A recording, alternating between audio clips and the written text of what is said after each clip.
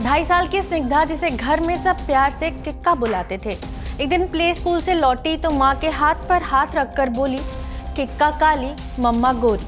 स्निग्धा ने बचपन में खुद के लिए काली भैंस जैसे शब्द तक सुने।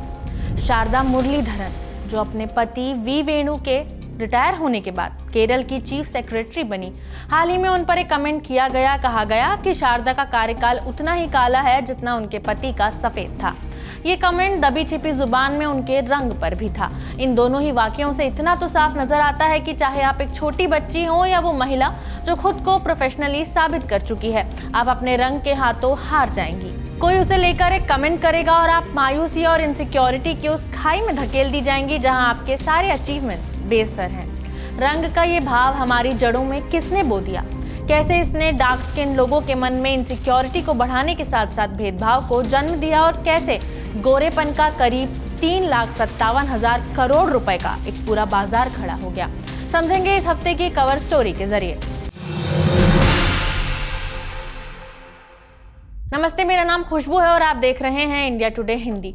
एक्ट्रेस कनी कुसरुती ने एक लीडिंग डेली में इमोशनल कॉलम लिखते हुए बताया कि कैसे बचपन में उनके रिलेटिव्स उन्हें हल्के रंग के कपड़े पहनने को कहा करते थे, क्योंकि काला या कोई गहरा शेड पहना तो दिखोगे ही नहीं।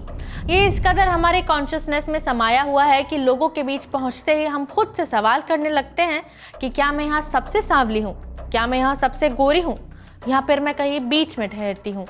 एक्टर और डायरेक्टर नंदिता दास तो हमेशा ही इस मुद्दे पर मुखर रही हैं। इंडिया में जितने लोग उतने रंग, मगर फिर भी हम नहीं सुधरेंगे। हाँ?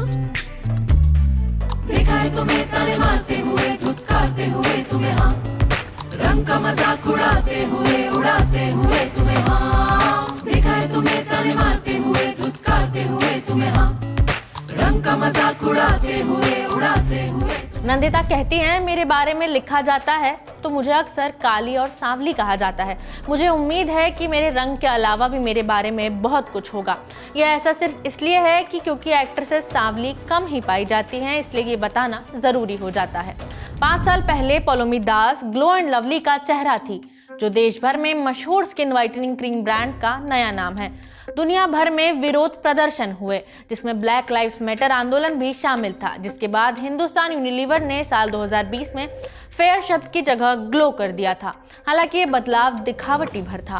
पलोमी साल 2020-21 में हिंदुस्तान लीवर के ग्लो एंड लवली का चेहरा बन गई। ये एक ऐसी उपलब्धि थी जिस पर उन्हें गर्व है, क्योंकि इसमें ब्रांड ने गोरेपन से बदलकर नाम बीबी क्रीम कर दिया। लेकिन गोरापन बेचते प्रोडक्ट्स की भारतीय बाजार में कमी नहीं है। पुणे स्थित market research firm future market insights की इस विषय पर एक रिपोर्ट के मुताबिक स्किन लाइटनिंग बाजार भारत में फिलहाल 11,100 से 12,800 करोड़ रुपए का है। माना जा रहा है कि अगले दशक में इसकी कंपाउंड एनुअल ग्रोथ रेट करीब 6.5 से 7.2% होगी, जिसके बाद ये मार्केट 3,57,000 करोड़ रुपए का हो जाएगा। मार्केट में ऐसे कई ट्रीटमेंट मौजूद हैं जो त्वचा की रंगत को उजला करने का दावा करते हैं, जिसमें से एक है हेलियोस लेजर ट्रीटमेंट। इसमें पिगमेंट क्लस्टर, खासकर मेलानिन को टारगेट कर तोड़ दिया जाता है ताकि डार्क स्पॉट्स को कम करके इवन टोन मिल सके। ग्लूटेथियोन इंजेक्शन, यह मेलानिन प्रोडक्शन और हाइपर पिगमेंटेशन को कम करता है। इसके अलावा ग्लाइकोलिक पील, फेशियल या ब्लीच, बॉडी पॉलिशिंग और स्किन व्हाइटनिंग क्रीम जैसे प्रोडक्ट्स भी बाजार में मौजूद हैं। विडंबना देखिए कि कभी ऐसे ही एक प्रोडक्ट ग्लो एंड लवली का फेस रही पलोमी को हाल ही में एक टीवी सीरियल का लीड रोल सिर्फ इसलिए नहीं दिया गया क्योंकि उनकी रंगत सांवली है। मुझे चैनल के दोस्तों से पता चला कि उन्होंने मुझे सिर्फ इसलिए नहीं लिया क्योंकि उनका कहना था वो बहुत काली है, हमारी लीड किसी मैनेजिंग डायरेक्टर की तरह दिखने वाली होनी चाहिए। ये चैनल जो महिला सशक्तिकरण का दिखावा करते हैं वो बकवास कर रही हैं। उनके दिमाग में कचरा और दकियानूसी बातें भरी हुई हैं। भारत में हम में से कोई भी वाइट नहीं है। ये 200 साल की ब्रिटिशों की गुलामी और पूर्वाग्रह से भरी हुई विचारधारा का असर है जो आज भी कायम है। दिल्ली में जेएनयू के स्कूल ऑफ सोशल साइंसेज के समाजशास्त्री डॉक्टर विवेक कुमार आधुनिक समय में देश में रंगभेद के जुनून की वजह साफ साफ उपनिवेशवादियों को बताते हैं। मसलन पुर्तगाली, फ्रांसीसी, डच और ब्रिटिश। वो कहते हैं हमारे भगवान विष्णु, शिव, राम और कृष्ण सभी को सांवले रंग में दिखाया गया है। महाभारत की बेहद सुंदर रानी द्रौपदी काले रंग की ही थी। असल में ब्रिटिश एथनोग्राफर हर्बर्ट होप रिस्ले ने 1915 में भारतीयों को 3 रेशियल टाइप में क्लासिफाई किया, जिसमें द्रविड़ों को काले रंग का और इंडो आर्यों को गोरे रंग के रूप में दिखाया गया था। ये क्लासिफिकेशन भारत में जाति व्यवस्था से जुड़े त्वचा के रंग से कितना करीब है, जिसमें ब्राह्मणों को अमूमन गोरी चमड़ी का और गैर सवर्ण जातियों और आदिवासियों को काली त्वचा का माना जाता है। ये विचार आज भी उसी तरह नुमाया है। फिल्म इंडस्ट्री जिस शब्दावली का इस्तेमाल करती है वो और भी चौंकाने वाली है। मेकअप आर्टिस्ट से अक्सर कहा जाता है कि वे दलित या ट्राइबल मेकअप करें। दोनों का इशारा यही होता है कि उसकी त्वचा को डार्क कर दो। काली या कालिया जैसे नाम या काली कलूटी, बैंगन लूटी जैसे मुहावरे के रूप में ये विचार दबे छिपे ही सही लेकिन कायम है। बढ़ती जागरूकता के बावजूद वैवाहिक विज्ञापनों में गोरी दुल्हनों की ही मांग है। दिल्ली विश्वविद्यालय के कॉलेज में ऐसे विज्ञापनों पर साल 2018 में किए गए सर्वेक्षण से पता चला कि 60% से अधिक लड़के गोरी लड़कियां ही चाहते हैं।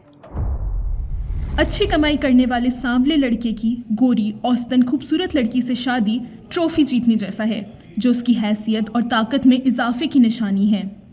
कई देशों में तो ऐसे हालात हैं जहां वर्क प्लेस पर आगे बढ़ने के लिए आपका रंग रूप काफ़ी मायने रखता है। ऐसे में इस बात पर हैरानी नहीं होनी चाहिए कि भारतीयों, खासकर महिलाओं की ये फिक्र रहती है कि क्षमता में बराबर होने के बावजूद किसी गोरी रंगत वाली को ही काम के अच्छे मौके दिए जाएंगे। वर्क प्लेस पर पूर्वाग्रह टूरिज्म, हॉस्पिटैलिटी, एविएशन, मीडिया और एंटरटेनमेंट जैसी इंडस्ट्रीज में सबसे ज्यादा दिखाई देता है। भारतीय फिल्मों में गहरे रंग की महिलाओं को हाशिए के रूढ़िवादी भूमिकाओं में कास्ट किए जाने के उदाहरण भरे पड़े हैं। फिल्म जगत में सिर्फ एक्ट्रेसेस को ही नहीं, सांवले रंग की वजह से भेदभाव झेलना पड़ता, बल्कि अभिनेता भी इसके शिकार हैं। एक्टर नवाजुद्दीन सिद्दीकी ने भी इस बारे में बात की है कि फिल्म इंडस्ट्री किस तरह भाई भतीजावाद से कहीं ज्यादा रंगभेद से ग्रस्त है, जिसके नतीजन स्किल्ड एक्टर्स को भी दमदार भूमिकाओं के लिए अनदेखा कर दिया जाता है। अभी अक्सर अहम और खासकर महिला भूमिकाओं के लिए गोरी अभिनेत्रियों की ही तलाश की जाती है। जबरदस्त विरोध और प्रतिक्रियाओं से सबक सीखकर बॉलीवुड के अभिनेता गोरेपन के प्रोडक्ट्स का प्रचार भले ही न करते हों, लेकिन इंडस्ट्री अब भी काली चमड़ी वाले किरदारों को घिसे पिटे और रूढ़िवादी तरीके से ही पेश करता है।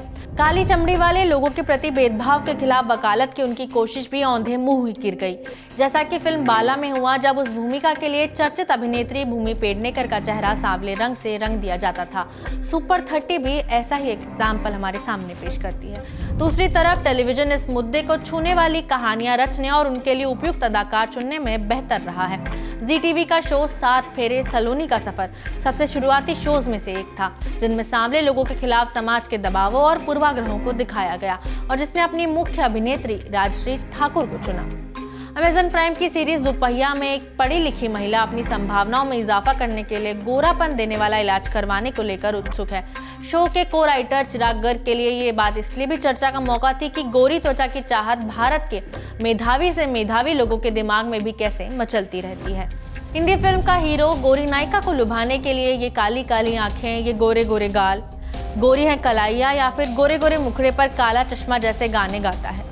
दिमाग पर बहुत जोर देते हैं, तब कहीं एक्ट्रेस की सांवली सूरत की तारीफ करता एक गाना याद आता है, सांवली सी एक लड़की धड़कन जैसे दिल की। लेकिन शास्त्रीय कला की दुनिया भी इस रोग से अछूती नहीं रही। पिछले साल क्लासिकल डांसर RLV रामकृष्णन के खिलाफ अपमानजनक टिप्पणी करने के लिए व्यापक आलोचना हुई, जो दलित जाति के हैं। उनके रंग की तुलना कौवे से करते हुए उन्हें इस नृत्य के लिए अयोग्य माना गया, क्योंकि उस नृत्य के लिए गोरे सुंदर दिखने वाले पुरुष ही योग्य हैं। हैरानी नहीं है कि बच्चों की एक पूरी पीढ़ी ये मानकर बड़ी होती है कि वो अपनी त्वचा के रंग के कारण सुंदर नहीं है। वो इस नैरेटिव को पूरी तरह आत्मसात कर लेते हैं और जहां भी देखते हैं, चाहे वो सिनेमा स्क्रीन हो, मैगजीन कवर हो या फिर एडवर्टीजमेंट हो, उन्हें गोरे चेहरे ही घूमते दिखाई देते हैं। सुंदरता का एक निश्चित पैमाने के अनुरूप होने के इतने दबाव होते हैं कि छोटे बच्चे वास्तव में फिट होने और सामाजिक मेलजोल बढ़ाने की कोशिश करते हैं, और जो अनुरूप नहीं होते उन्हें बहिष्कार और अलग दिखने से जलालत का शिकार होना पड़ता है। और यह सिर्फ महिलाओं और लड़कियों की बात नहीं है, पुरुष और लड़के भी अब यही कर रहे हैं और वो भी इसी जाल में फंसे नजर आते हैं। ब्यूटी पार्लर अब सिर्फ सादे फ्रूट फेशियल और ब्लीच ही नहीं देते, बल्कि वो क्लिनिक बन गए हैं जो आपकी त्वचा की समस्याओं के लिए लेजर और केमिकल सॉल्यूशंस पेश करते हैं। तो अब यहाँ से कहाँ जाया जाए? धीरे धीरे ही सही कदम शायद सही दिशा में बढ़ रहे हैं। मसलन सौंदर्य शब्दावली में समावेशी शब्द का प्रचलन बढ़ गया है। बारबी अब सांवले रंग में भी पेश की जा रही है ताकि त्वचा के गहरे रंग वालों को शह दी जा सके। थिएटर और सिनेमा में काले और भूरे रंग के अभिनेता अभिनेत्रियों के लिए भूमिकाएं और जगहें मिल रही हैं। नई असलियत के मद्देनजर कंपनियां गहरे रंग की भारतीय त्वचा के लिए विशेष मेकअप लेकर आई है। सेलेना गोमेज, शनाया कपूर और आलिया भट्ट जैसी कई हस्तियां बिना मेकअप, फिल्टर और टचअप के अपनी सेल्फीज पोस्ट कर रही हैं ताकि ये दिखाया जा सके कि उनकी त्वचा पर भी दाग धब्बे हैं और उनकी स्किन भी परफेक्ट नहीं है। हालांकि रास्ता तय करना अभी बाकी है, लेकिन गाहे बगाहे सांवली रंगत के लोगों को इस बात का एहसास करा ही दिया जाता है कि वो बाकी लोगों से कुछ कम है। तभी तो शारदा मुरलीधरन को महज 4 साल की उम्र में अपनी मां से ये पूछने की नौबत आ गई थी कि क्या वो फिर से उन्हें कोख में रखकर गोरा और सुंदर बनाकर बाहर निकाल सकती हैं। यहाँ से आगे का रास्ता अब हमें ही तय करना है। इस रंगभेद को जड़ से मिटाने की राह अभी कुछ दूर है। वीडियो में इतना ही, शुक्रिया। इसी तरह की तसल्ली से भरी हुई एक्सक्लूसिव रिपोर्ट्स देखने के लिए सब्सक्राइब करें इंडिया टुडे हिंदी का YouTube चैनल और बेल आइकन जरूर प्रेस करें ताकि वीडियो अपलोड होते ही आपको खबर हो जाए।